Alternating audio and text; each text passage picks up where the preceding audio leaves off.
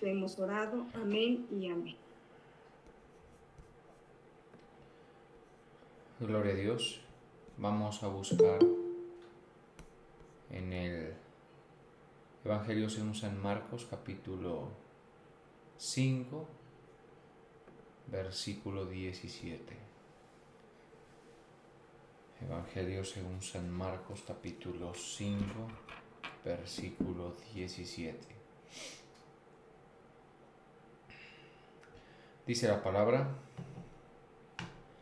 y comenzaron a rogarle que se fuera de sus contornos. Al entrar él en la barca, el que había estado endemoniado le rogaba que le dejase estar con él. Señor, te damos gracias. En esta mañana nos humillamos delante de ti. Gracias, Padre, por concedernos este nuevo día, por permitirnos, Señor, tu aliento para respirar este día y tu misericordia que nos sostiene, tu gracia, Señor, que nos permite nuevamente reunirnos en tus atrios, en tu casa, en tu iglesia, Señor, que somos nosotros.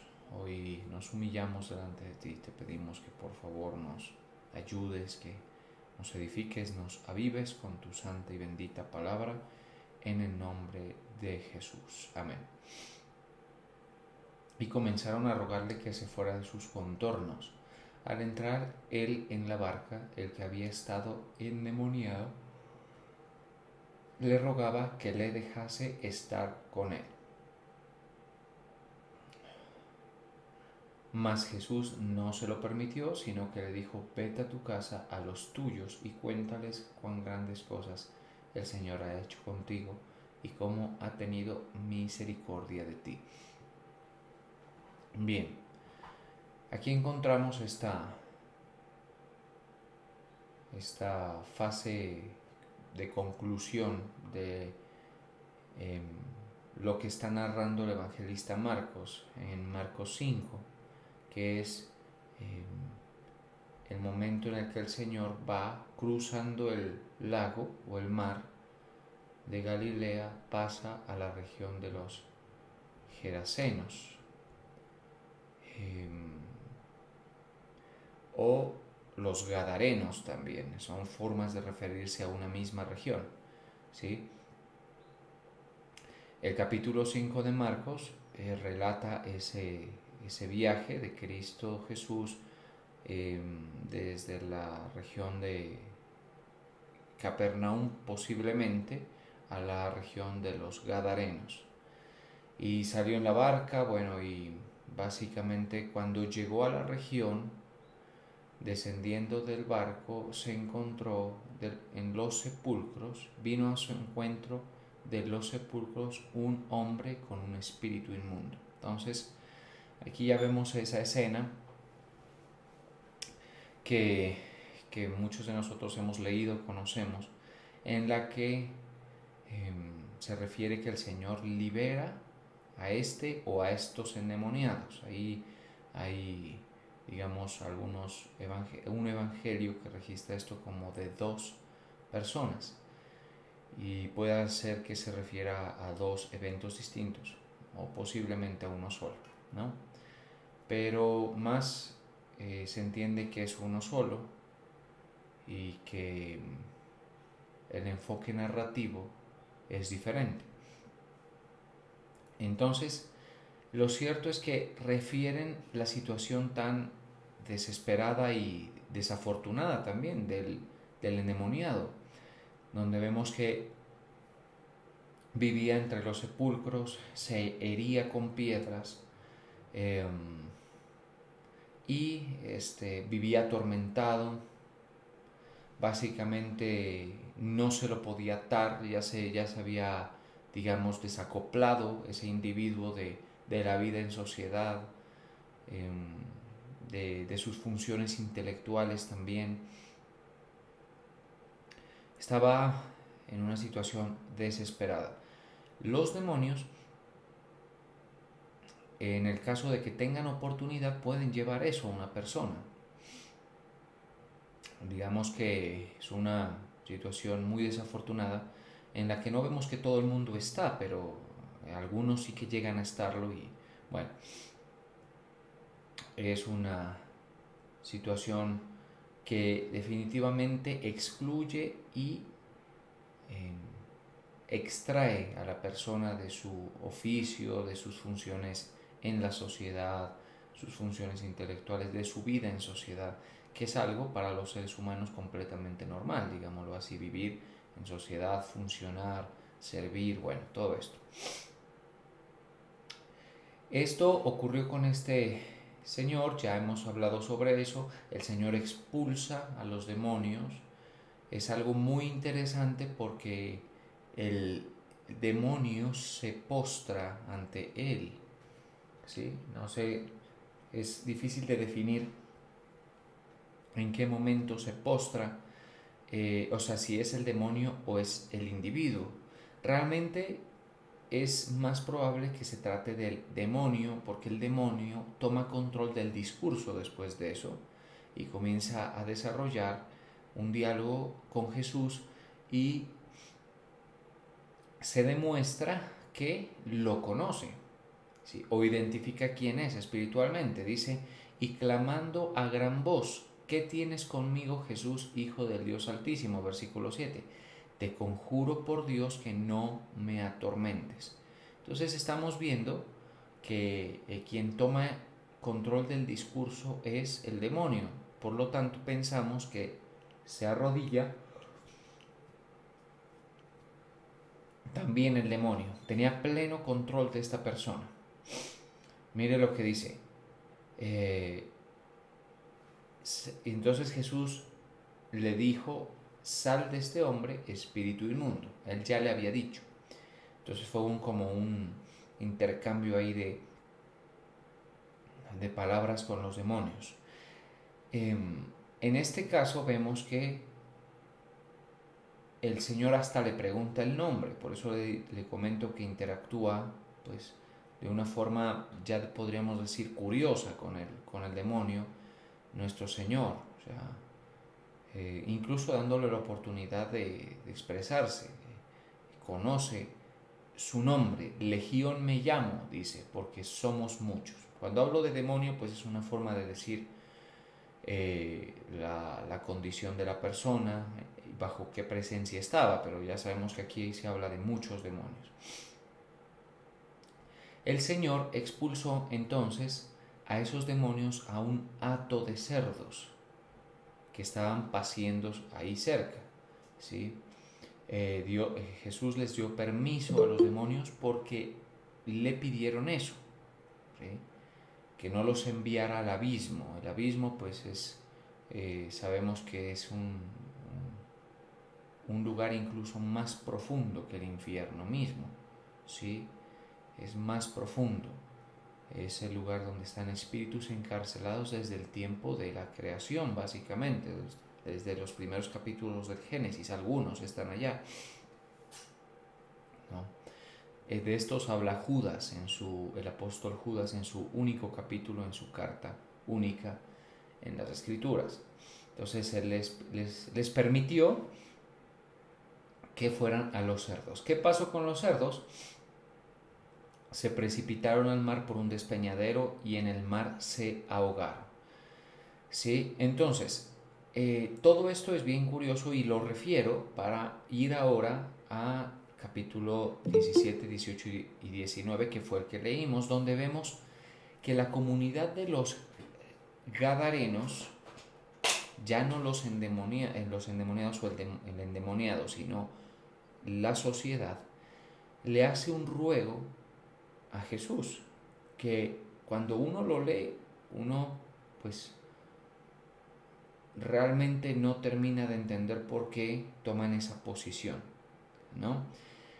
En el versículo 17 dice, y comenzaron a rogarle que se fuera de sus contornos. Eso es muy llamativo, es decir, en esa región el Señor no pudo hacer o no desarrolló, por decirlo así, ministerio. Le pidieron que se fuera y él se fue. Porque, hombre, bueno, que se lo pidan es una cosa, que él lo concede es otra. Él pudo haber dicho, no, yo pues no me voy, o sea, aquí tengo algo que hacer, pero él se fue, ¿sí? Y a mí me llama mucho la atención eso, es decir, a esta gente, ¿por qué asume esa posición? ¿Por qué? Bueno, eso es lo que intentaremos definir hoy, ¿sí? Con la ayuda, por supuesto, de las Escrituras y el Espíritu Santo, primero. Entonces, lo interesante del caso es que hay dos ruegos. Vamos a ver esto e irlo definiendo. Dos ruegos. El primero, que se fuera de sus contornos. Y el segundo es el ruego del endemoniado que había sido libre o sanado, liberado. ¿Sí? El segundo ruego es, déjame ir contigo. ¿Sí? Mire qué diferente estos dos ruegos. Los unos pidiéndole que se vaya de sus contornos. La región de los Gadarenos pertenecía a la zona mayor, una zona más grande que se llama en la Biblia la Decápolis. Era un conjunto de 10 ciudades que se puede entender que tenían mucho desarrollo industrial y comercial, ¿sí? Esto debido a que eran ciudades, digámoslo así, para nada conflictuadas con Roma, hacían parte, digamos, de sus dominios y era una cultura altamente helenizada y era una cultura también pues muy pujante, digámoslo así. El mismo hecho de que el imperio lo usara de corredor, digámoslo así, en muchos de sus despliegues militares y avances, también contribuía a eso, la Decápolis. De hecho, el Señor recorrió esa zona de la Decápolis. Y esto es importante de decir porque también nos ayudaría a identificar el por qué llegan a ese ruego de pedirle a Jesús. Uno de los criterios con el que podemos empezar es el siguiente. Es una región que no tenía vinculación alguna con el Dios de Israel. Un punto. ¿Sí? O sea, estaban cerca, sí, es decir, cruzando el mar. El mar realmente es un lago, el lago de Genesaret, ¿sí? Lo que llaman los judíos el mar de Galilea. Es realmente corto, es decir, uno puede ver el otro lado, digámoslo así, desde una de sus costas. Estaban cerca, pero era una región completamente diferente. Era una región, digamos, distante espiritualmente de Jerusalén. Hombre, siempre hemos dicho que Jerusalén era el epicentro de una religión corrupta para ese momento, ¿sí? Hoy es muy parecido, aunque la lectura sería mucho más compleja el día de hoy, pero para ese momento era eso, es decir, el judaísmo del Segundo Templo era una religión, era una práctica altamente corrupta, pero que, digamos, por lo menos estaba en torno al Dios de Israel, en torno al único Dios verdadero, ¿sí? Y por lo menos había un afán, o sea, Jerusalén siempre ha sido una ciudad con un alto contenido espiritual en torno al Dios de Israel, en torno al Dios del cielo, al Dios verdadero. Que han habido épocas mejores o peores, más cercanos o más lejanos, donde ha habido una observación más íntegra y otros que no, es correcto, eso no se discute.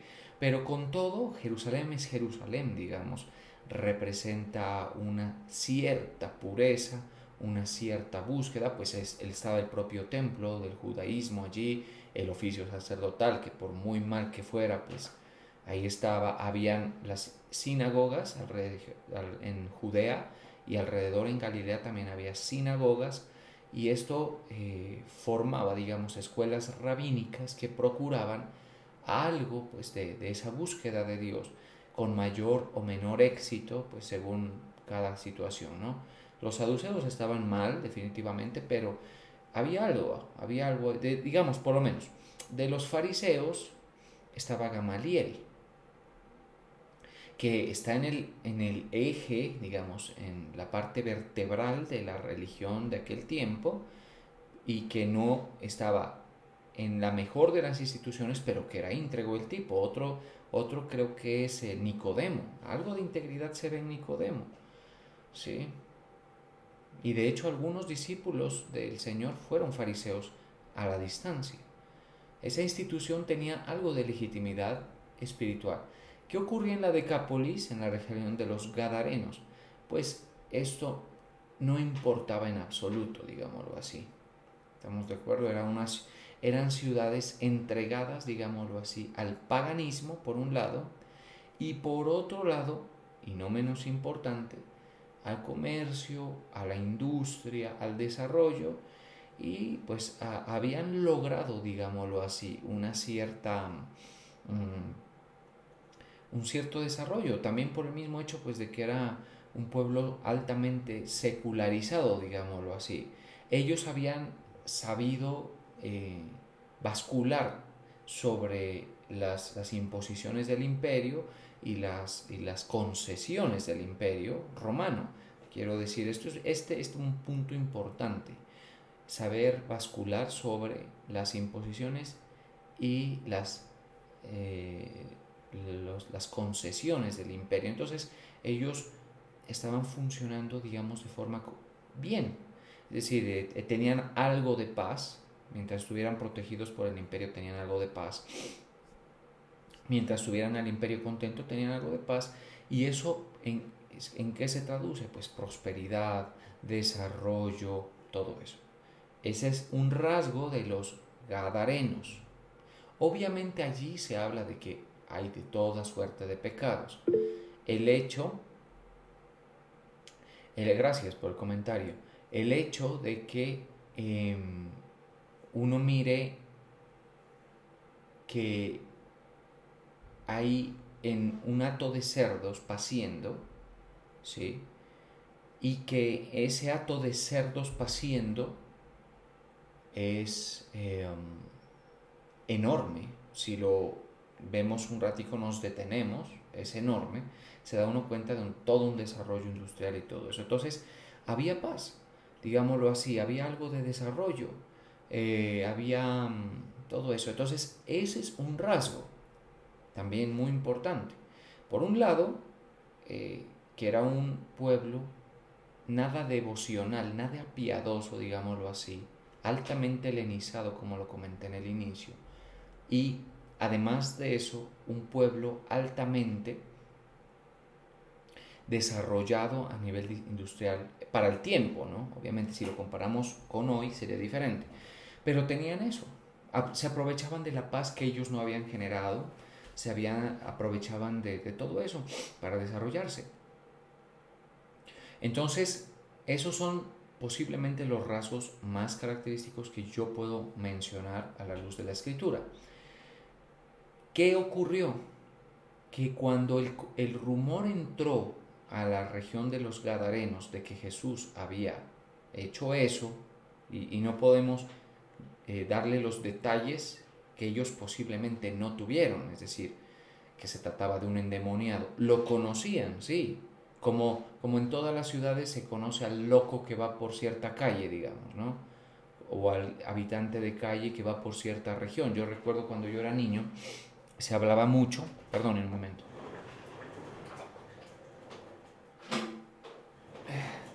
se hablaba mucho en Pasto de un habitante de calle que le llamaban el Hueso, ¿sí? Y era de un aspecto muy, pues yo diría terrorífico. Los niños le teníamos terror al Hueso. Nunca le hizo daño a nadie, pero era un habitante de calle que se parqueaba por ahí por lo que antes era el seguro social. Entonces, todo el mundo lo conocía, es decir, acá algo parecido, ¿no? Es decir, todo el mundo sabe quién es, o por dónde andan y todo eso. En el caso de él, andaba en los sepulcros, o sea, ellos sí sabían o tenían idea de que había una persona así, con esas características, o mínimo una, posiblemente dos, que estaban allí. Ahora, el tema es, ellos no sentían ninguna empatía por él. eso es otro rasgo, ¿sí? Es decir, cuando le dicen que Jesús lo liberó, hubo una persona que viene de la región de Galilea, del frente, cruzando el mar, que viene y lo libera, pues ellos no se detienen a pensar en nada de lo beneficioso de eso para él, ¿no? ¿Por qué? Uno se da cuenta de que están altamente, digamos, adaptados a una dinámica industrial y comercial. Y voy a tratar de demostrarlo con lo siguiente. Cuando uno ve, dice que había ahí un hato de cerdos paciendo. A ver si lo ubico. Sí, ahí está. En el 11. Estaba allí cerca del monte un gran hato de cerdos paciendo, y le rogaron todos los demonios diciendo: envíanos a los cerdos para que entremos en ellos.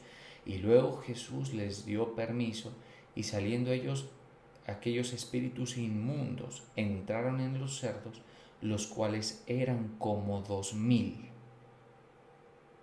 Y el hato se precipitó en el mar por un despeñadero, y en el mar se ahogaron.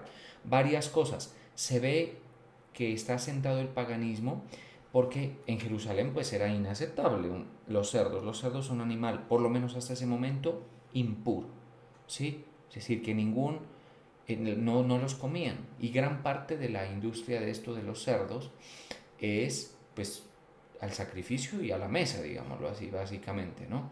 Desde esos tiempos. Les hago una pregunta. ¿Ustedes han visto un hato tan grande de cerdos? ¿De 2000 cerdos? Porque yo digo, vivo en zona rural, ¿sí? Y pues hombre, uno ve por ahí unos, ¿no? Ve vacas, ve cabritas, pero es que 2000 es un número enorme. 2000 es una industria, ¿sí? El dueño de eso es un verdadero industrial del tema, del sector, un verdadero industrial. No es que tiene 2, 3 bestias para matarlas cada cierto tiempo y que coma la familia, no, ese es un verdadero industrial del tema.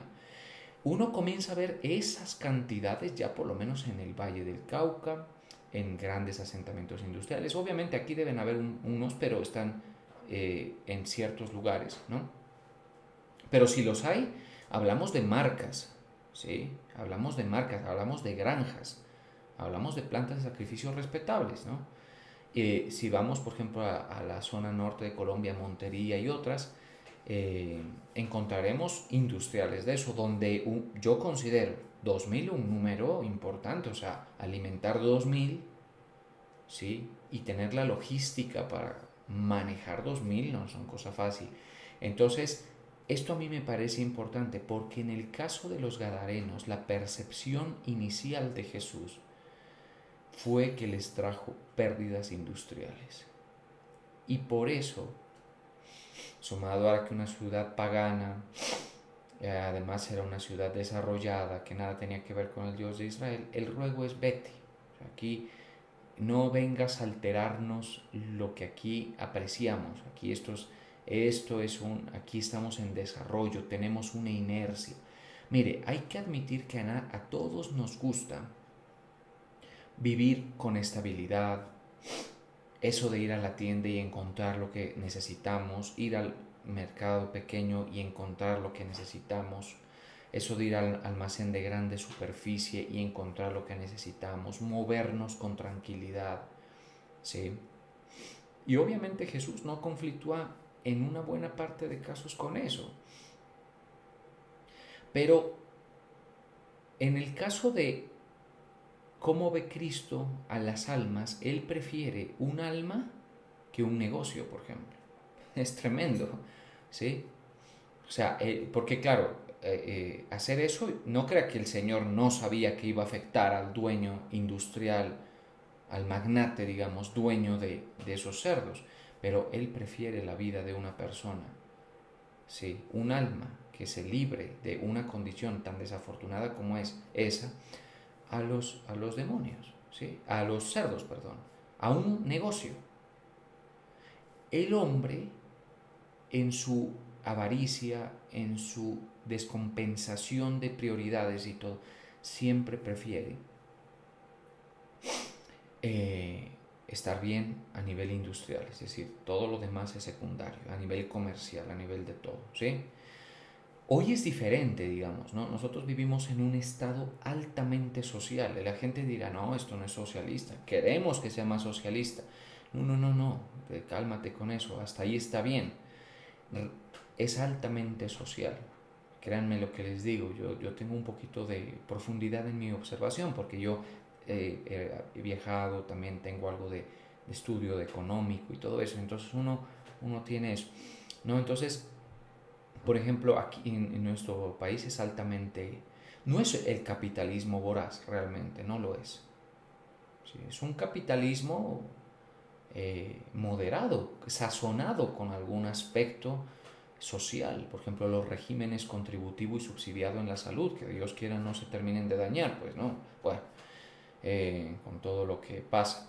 Eh, y así otras cosas, es decir, subsidios para vivienda en algunas personas, los beneficios de los cabildos indígenas, que yo por lo menos digo, pago impuestos para que muchos de estos de los cabildos puedan tener esos beneficios. Y nos podemos ir en una larga lista que nos muestra que es un capitalismo sazonado con algo de carácter social. Y así es bueno. Es decir, el sistema capitalista es bueno para lograr ciertas cosas, muy bueno. Tal vez el sistema que mejores resultados a nivel experimental ha dado a las naciones, y precisamente es fundamentado en algo de la Reforma Protestante. Sobre eso hablaré en otra ocasión, si el Señor me permite. Lo cierto es que en este caso vemos que la gente no quiere que se metan con su estabilidad, si la tiene. Y si Jesús en algún momento es una amenaza, el ruego es que se vaya, no es que venga. ¿Sí? Por eso es muy diferente el que ruega a Cristo y busca a Dios desde una condición de estabilidad a aquel que lo hace rogándole para obtener la mencionada estabilidad. ¿Sí? No es lo mismo. Cuando una persona busca al Señor y no tiene nada que perder, no tiene un negocio en marcha, no tiene nada, ¿es pues válido? Sí. ¿Posible? Sí. ¿Positivo? Por supuesto. Nosotros buscamos al Señor en todo. Cuando nuestra vida solo es despojos, lo buscamos. Está bien. Pero en la ceguera del ser humano no siempre considera cuando su vida es despojo. No, dice, aquí tenemos un desarrollo. Estamos lejos de sus conflictos de Jerusalén. Acá Herodes no tiene mayor injerencia. Aquí estamos helenizados, hay un desarrollo, tranquilos, déjenos en paz. Sí, vete de nuestros contornos, porque a veces el Señor hará cosas por un alma que no beneficien a un sistema económico. ¿Sí? Eso es interesante de entender. ¿Sí? Y el Señor, a pesar de que no viene o sea, se nota, ¿no? Se nota que Él no viene a dejar en la ruina a la gente y todo eso. El mensaje es el siguiente. El Señor prioriza el alma de la gente antes que cualquier otra cosa. ¿Sí? Y en la escala de valor para Dios de la creación, el ser humano está más valorado que incluso, por ejemplo, los animales, ¿no? Por ejemplo, los animalistas son exagerados. Hay que tener consideración con los animales. Obviamente que sí. Sí, pero no, en Cristo vemos que Él no decía, no, no, no, yo soy animalista, a mí no me sirvan pescado, no me sirvan. No, no, pongan en el plato lo que hay y listo. O sea, vemos el valor que el Señor tiene por esa alma, ese alma que rescató de estar endemoniado. Él pudo mandar a los demonios al abismo, pero no lo hace. Y todo esto es un mensaje para nosotros, porque luego viene el ruego: vete de nuestros contornos. Yo no sé, hay unas regiones de la Decápolis que sí el Señor las caminó y predicó, pero posiblemente donde los gadarenos no. Y esto es, muy posiblemente quienes hicieron esta rogativa fueron las personas visibles de la sociedad. ¿Sí? No todos, no representaban a todos, pero eran personas, digamos, que escucharon la observación o la experiencia del industrial que perdió y le ruegan que se vaya de sus contornos. ¿Sí? Por eso es que hay mucha gente que no tiene nada que ver y no quiere nada con Cristo, porque Cristo significa, por ejemplo, detener ciertas situaciones, ciertos excesos. O sea, quieren a Jesús a veces mientras no se meta con sus placeres, mientras no se meta con sus pecados. Y esto se exacerba mucho en los ricos. Los ricos del mundo, cuando ya tienen demasiado, comienzan a pagar por sus placeres, complacer sus deseos. ¿Sí? Hacen mercado, por ejemplo, sexual, tráfico de menores para eso. El mercado de tráfico de menores más importante del mundo es de los ricos del mundo. ¿Sí? Que van a querer que venga Jesús a denunciar eso. ¿Sí? Eso es como a Juan el Bautista, que no. Acá estamos pasándola muy bien, con Herodías. Herodes, el que lo mató, creo que es Agripa, ¿sí? El Herodes, ¿cuál es que es? A ver, perdón. El Antipas, Herodes Antipas fue quien decapitó a Juan el Bautista, que no, es decir, yo no quiero que se metan con eso, y la mujer menos, la mujer decía, no se meta con eso, déjeme que no queremos, ¿sí? El ruego del endemoniado, del ex endemoniado, es diferente, es: déjame ir contigo, ojalá me permitieras ir contigo, me dejas seguirte. Mire cómo cambia, porque él no tenía nada antes de Cristo. Su vida había sido arrebatada por el reino de las tinieblas. En la percepción de la gente en el mundo es que su vida le pertenece, que son dueños, que están gozando, ¿sí? Que hay desarrollo.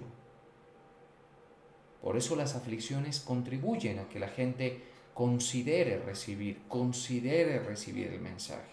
¿Estamos de acuerdo? Hacen algo en favor de la piedad. No es que seamos piadosos, la gente no es piadosa. La verdad es que la gente piadosa es muy escasa. Ahí está Cornelio, el del libro de los Hechos, ahí está el centurión romano que construyó una sinagoga para los judíos en Capernaum. Ya lo hemos visto. Son casos de estudio, son especies, digamos, muy raras, por decirlo de alguna manera, ¿no? Es decir, son seres humanos, pero son rarísimos, súper raros, ¿sí? Los piadosos son raros, y que tengan plata y todo eso, rarísimos. Ahí está el centurión de Capernaum, muy raro, especial, ¿sí? Bueno, ahí están los pescadores, ¿no? Pedro, algo de piedad se le ve antes, era cercano a Juan el Bautista. Andrés era también discípulo de Juan el Bautista. Juan y Jacobo, hijos de Zebedeo, de industriales pesqueros, también algo, pero no, o sea, es muy diferente, muy diferente. Entonces, pero hace algo en favor de la piedad toda situación que hace que la gente pues sienta que no tiene control sobre su vida. En el caso del gadareno le ruega: déjame ir contigo. Si no te dejan estar aquí, yo me voy contigo. ¿Por qué? Porque para mí he ganado todo, he recuperado mi vida, mi voluntad contigo. Y para muchos de nosotros es así. Cristo nos ha hecho recuperar la vida que Satanás nos hizo perder y nuestras malas decisiones nos hicieron perder. ¿Sí? Pero a veces, con Cristo, vamos a ver, ¿sí?, que a Él más le importa nuestra alma que nuestro negocio, ¿sí? No, obviamente Él va a hablar en contra de los excesos, ojo a lo que digo. Él va a hablar en contra de eh, los pecados. Él va a ir en contra de los demonios. Y en este caso no es, o sea, es algo, un daño colateral aparentemente que nos deja un mensaje. Esta gente dice, mientras tú, o sea, significa es una pérdida para mi negocio, no camines cerca mío. Y a veces Jesús, la gente no quiere nada que ver con Él porque tienen un negocio andando, tienen... En el sistema colombiano, por ejemplo, la economía colombiana permite que usted se desarrolle. No confunda eso con devoción, ¿sí? Y por eso es que a veces la gente se molesta cuando uno le dice asista, pero es que tengo que descuidar el negocio, tengo que...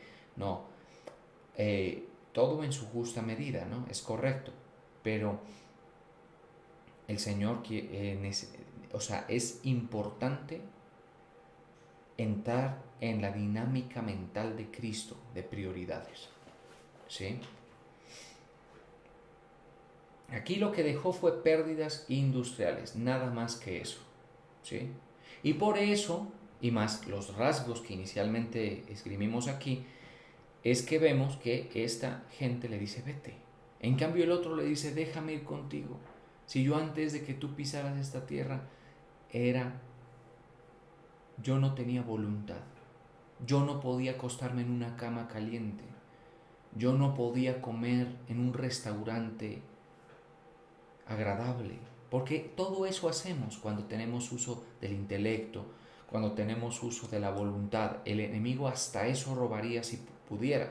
Pero no todos los hace porque hay gente que le deja que crea que ganó el mundo y su alma está perdida. ¿Sí? Déjame que yo no me podía sentar a leer un libro. Hoy diríamos, yo no me puedo sentar a ver una película. Yo no me pude casar, no pude tener familia. No soy un emprendedor. Por eso, ojo a lo que digo. Este mundo nos hace sobrevalorar ciertas cosas, como la imagen personal, el éxito de este mundo, las ganancias industriales y todo eso. Hacer que el alma se descompense a priorizar en exceso, en demasía eso, sin entender las necesidades del alma, que para empezar para todos son abrir los ojos, pasar de las tinieblas a la luz, de la potestad de Satanás a Dios y recibir por el nombre que es, por creer en Cristo, el perdón de pecados y la herencia entre los santificados. Eso lo quiero dejar muy claro. Luego ya veremos que hay más necesidades. Hay gente, aquí voy a referirme, hay gente que está gravemente atormentada por demonios. Gente que no puede insertarse en la sociedad. Hay otros que no son capaces. Mire que hay gente que no tiene la capacidad para crear algo, para desarrollar algo y para que en sus manos algo crezca y se desarrolle. No todos tienen. Yo a veces digo que esto fuera más igualitario. El esquema capitalista sazonado con mucho social que hay en nuestro país no es el más, pero tampoco es el menos, no puede ser más igualitario. ¿Por qué? Porque no todos tienen la misma capacidad. El comunismo, por ejemplo, pretende poner a todos, cortarlos con la misma tijera. ¿Qué pasa? Que hay una persona que solo va a servir en su vida para ser empleado.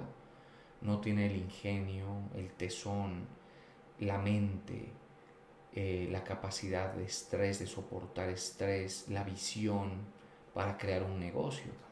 En ese sentido, ambos se necesitan al otro. El emprendedor con ideas, todo eso necesita al empleado y el empleado necesita al empleador. Pero entonces una persona, por ejemplo, que sienta que no tiene las capacidades, que en sus manos las cosas no han crecido, no se han desarrollado, y viene Cristo y le ayuda a recuperar la economía que nunca tuvo. ¿Y cómo nos ayuda? Bueno, nos ayuda con, voy a ser muy claro, nos ayuda con el diezmo, nos ayuda protegiéndonos del enemigo, nos ayuda quitándonos de encima un resto de gastos. Porque es que el cristiano, pues ya, si se mete de verdad, pues hombre, no va a ser el que gasta en el licor, ni en el cigarro, ni en las temporadas de Halloween, eso es un ahorro tremendo. ¿Sí? Se comienza a organizar y comienza, pues, posiblemente se le vea un desarrollo.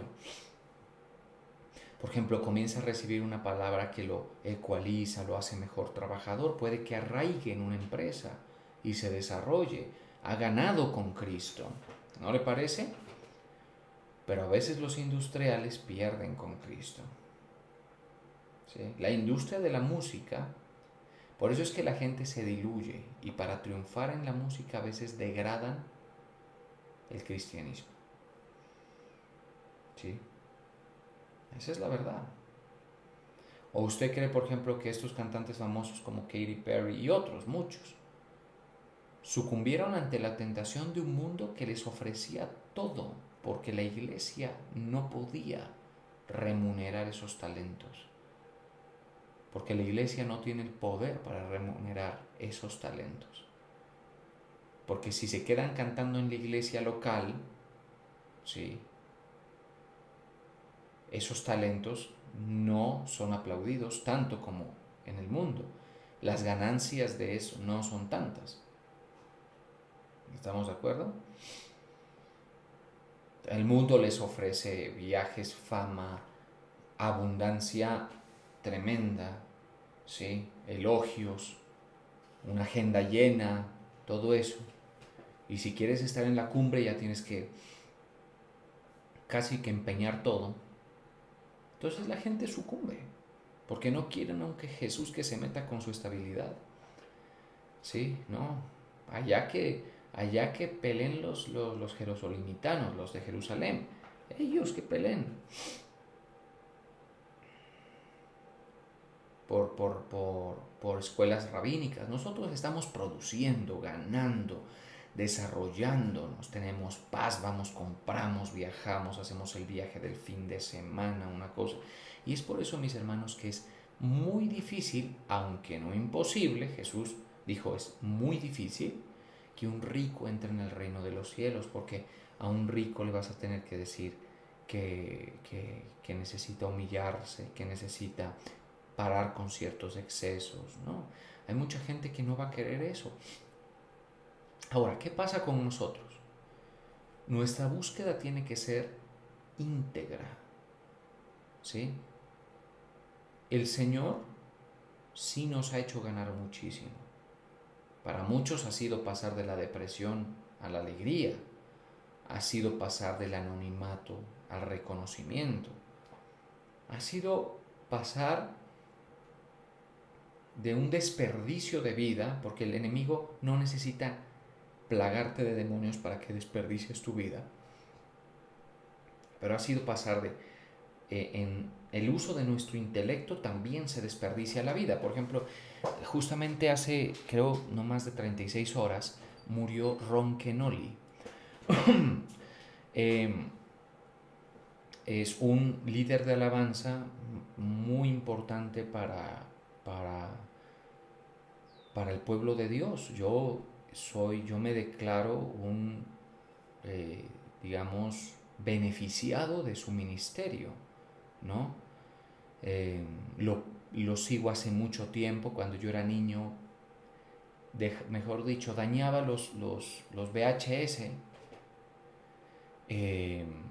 viendo una y otra vez su material, ¿sí?, sus conciertos, donde unas letras maravillosas, unas obras de alabanza tremendas. Obviamente, ya cuando tuvo esa visibilidad, él se rodeó por Integrity Music, un ministerio increíble que el Señor usó para bendecir al pueblo de Dios en Estados Unidos y proporcionar la base para un desarrollo en América Central y América del Sur de la alabanza, para que la alabanza fuera hecha con excelencia. Mucho de eso tuvo que ver Ron Kenoly.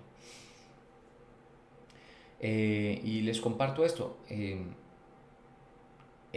Cuando uno analiza que vivió pues 80 y pico de años, uno dice, esa es una vida bien vivida. ¿Sí? ¿Por qué? Porque estuvo al servicio de Cristo, sirvió a la iglesia, prosperó tanto como Cristo se lo permitió, y obviamente prosperó muchísimo, porque cómo no, pues tanto, ¿no?, lo que el Señor le entregó. Pero quiero decir, murió en la fe, ¿sí? Murió allí, en la milicia del cristianismo. Cuando analizamos la forma en que la gente vive y muere, nos podemos dar cuenta si hubo un aprovechamiento de su vida, si realmente fue una vida bien vivida, ¿sí? Donde hubo servicio a los demás, donde hubo servicio a la causa de Cristo, donde su alma se salvó. En el caso de él, pues no hay ninguna duda de que está en este momento adorando al Padre, a Cristo, experimentando la plenitud que nosotros no conocemos aún, la que declara, en su presencia hay plenitud de gozo. Entonces, nosotros somos diferentes, no somos los grandes industriales, no, pero sí entendemos el patrón que se genera alrededor de eso, es decir, unas posibilidades. Y es que si te vienes a meter con la estabilidad nacional, no te aceptamos aquí. Si te metes a meter con nuestro ritmo de disfrute, no. Y es por eso, mis hermanos, que ser el cristiano, podríamos decir, en serio, el cristiano que se consagra, el cristiano que se aparta, el cristiano que corta un círculo vicioso de corrupción, por ejemplo, en su negocio, en todo, te va a traer posiblemente problemas. Ese cristianismo la gente no lo quiere. ¿Estamos de acuerdo? No lo quiere. ¿Quieren el catolicismo? Porque el catolicismo los deja diluirse, los deja vivir para el objetivo que ellos quieran y todo lo demás. Ese sí es compatible totalmente. Es increíble esto. Ese no lo quieren. En cambio, el gadareno le dice, déjame ir contigo. Vamos a leer esa parte ya para terminar. Le dice, déjame ir contigo a acompañarte, porque él saca su vida del hueco. Él está recogiendo los despojos de su vida. Imagine esto, que hay un registro de los evangelios que nos indica que le dieron ropa, lo acobijaron. O sea, él mantenía desnudo. O sea, él no tenía ni su ropa sobre sí. Entonces, ¿qué vida es esa? ¿Qué vida es esa? Y Cristo viene y me la devuelve. Lo único que siente esa persona es decir, definitivamente, lo único para lo cual vale la pena vivir es para Cristo. Eso es una revelación que tiene que darse en ustedes y en mí, por supuesto, ¿sí? Porque si no, usted piensa que los de afuera están mejor. Claro que están mejor, dice usted. Claro, pastor, que están mejor. ¿Cómo no van a estar mejor? Se desarrollan, prosperan, todo. Y encima nadie les prohíbe que se gocen en sus pecados. Y si usted piensa así, usted no ha pasado porque usted probablemente no ha entendido el grado de obra que Cristo ha hecho, tan solo salvándonos el alma. Luego ya veremos todos los beneficios que nuestra alma a veces olvida que Cristo también ha hecho. Bien, entonces, dice, y al entrar él en la barca, el que había estado endemoniado le rogaba que le dejase estar con él. Déjame, yo te sigo aquí. A nadie le importa que a mí me haya ido bien. Y este es un detalle importante ya para concluir. A ellos no les importaba que él hubiera salido del problema. La gente, mientras ellos estén bien, no le importa a los demás. Y esa es una realidad cruda, muy, pero demasiado común, ¿sí? Aún en los cristianos, ojo a lo que digo. Bueno, entonces dice, o sea, y usted dice, pero ¿por qué los cristianos? Sí, porque los cristianos muchas veces están con Cristo mientras todo sea ganar. Esa es la verdad. Para vergüenza del pueblo de Dios hay que decirlo, y para humillación, para que no andemos en falsas pretensiones. Esa es la verdad. Bueno, pero si ya comienza a perder, por ejemplo, yo voy a comenzar a exigir la asistencia de los siervos a la iglesia, porque hay gente que solo asiste cuando sirve. Ya lo dije en 2024, 2025. Voy a estar observando eso, así que pilas con eso. ¿Sí? Si usted no puede asistir por lo menos una vez más de la que sirve, entregue el servicio. Muchas gracias.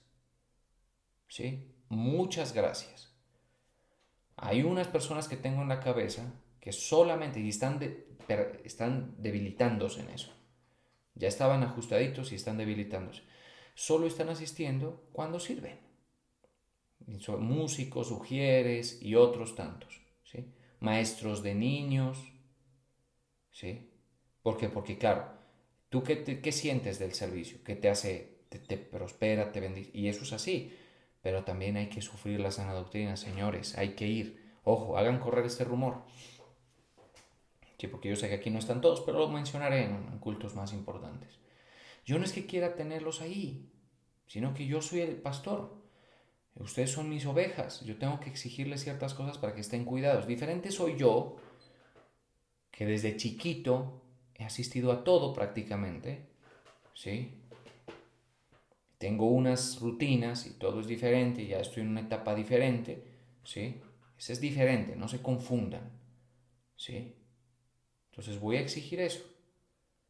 Y cuando sientas que te aprieta eso, considera que con Cristo no has perdido nada. Tal vez ganas en esas horas que te llevas a la iglesia y que aunque no tienes que servir, ahí estás ganando. Pero considérelo usted una pérdida en el sentido de que ya el cristianismo, por lo menos bajo esa visión del pastor, me está pidiendo algo que a veces yo no quiero dar. Porque como no sirvo, entonces yo no asisto. ¿Sí? No. Entregue. Multimedia. Si usted solo asiste cuando sirve, no lo voy a permitir. ¿Sí? Sépalo. No lo voy a permitir. Porque no lo necesitamos a usted por lo que usted hace para la iglesia. Es decir, hay una utilidad obviamente en lo que usted hace para la iglesia, pero sino que usted necesita la iglesia para su vida de fe. Es muy diferente. Bueno, entonces comenzó a rogarle que se fuera. El otro le rogaba, déjame ir, déjame estar, por favor, déjame estar contigo. Yo no tengo nada, ni ropa en la casa. Mi familia no me espera. Ese es lo interesante. Mi familia no me espera. No me tienen servido un plato de comida. Yo no como decentemente, no tengo cubiertos, no me lavo las manos. Contigo recuperé todo. Con Cristo recuperamos todo y más, aunque en este mundo hayamos perdido algo, ¿no? Bien, ¿qué le dijo el Señor? Mas Jesús no se lo permitió. Y esto es curioso, porque te puede decir, listo, venga, no, porque Él era un testimonio andante, digamos, de la hostilidad de esa nación, de esa ciudad, de esa región y de la obra de Cristo que ellos rechazaron. Y aparte, él se iba a infiltrar y predicar. ¿Sí? Mire esto. Y lo hizo, de hecho. Mas Jesús no se lo permitió, sino que le dijo, vete a tu casa, a los tuyos, y cuéntales cuán grandes cosas el Señor ha hecho contigo y cómo ha tenido misericordia de ti. De mí ha tenido misericordia. Uno tiene que llegar a esa conciencia, ¿sí? De mí ha tenido misericordia.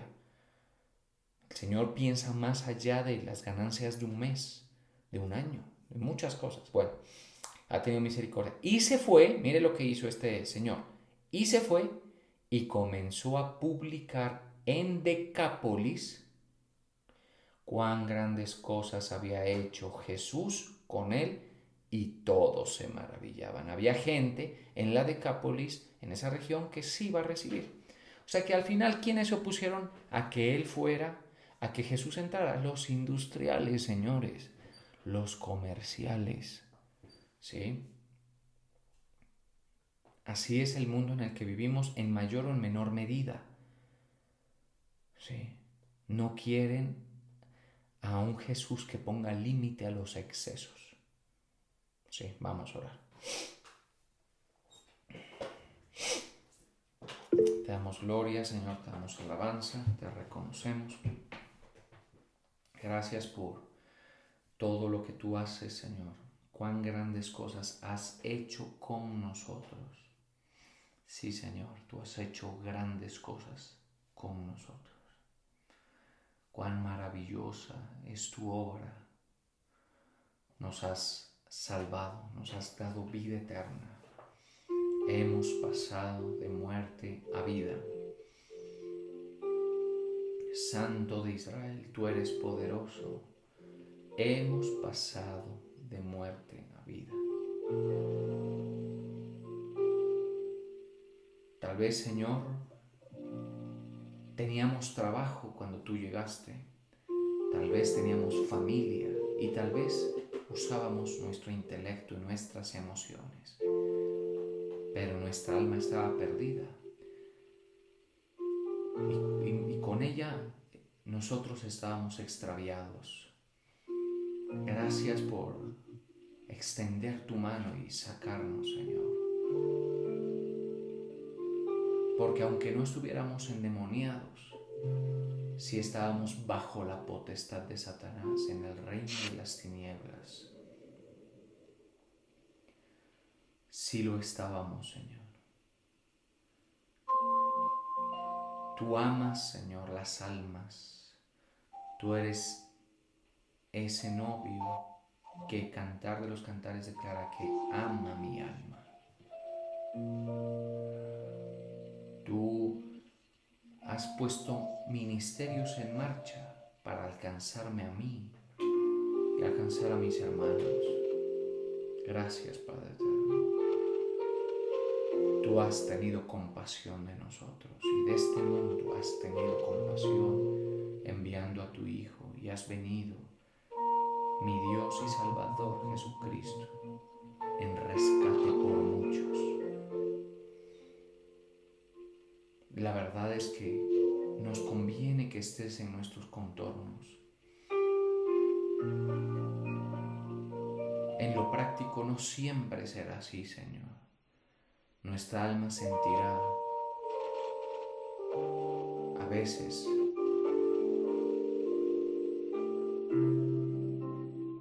conforme a los deseos de este mundo. Pero hoy le declaramos a nuestra alma: alma mía, no te olvides de los beneficios del Señor.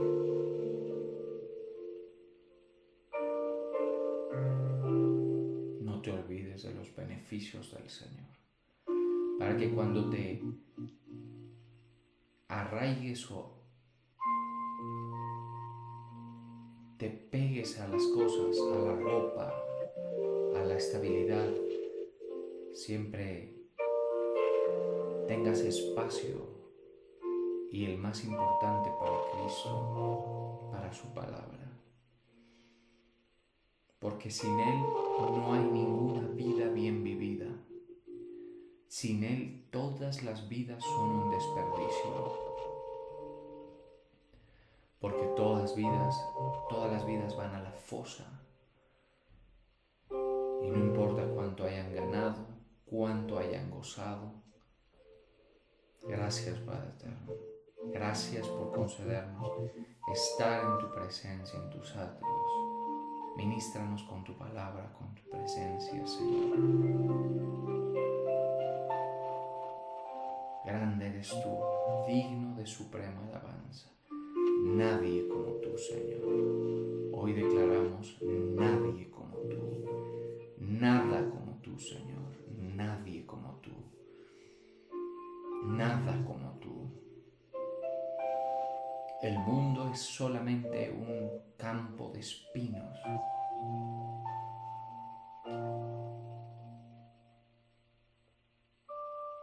Concédenos, Señor, el seguir peleando la buena batalla, ir madurando en estos criterios, Señor. Te damos gloria a ti, Santo de Israel.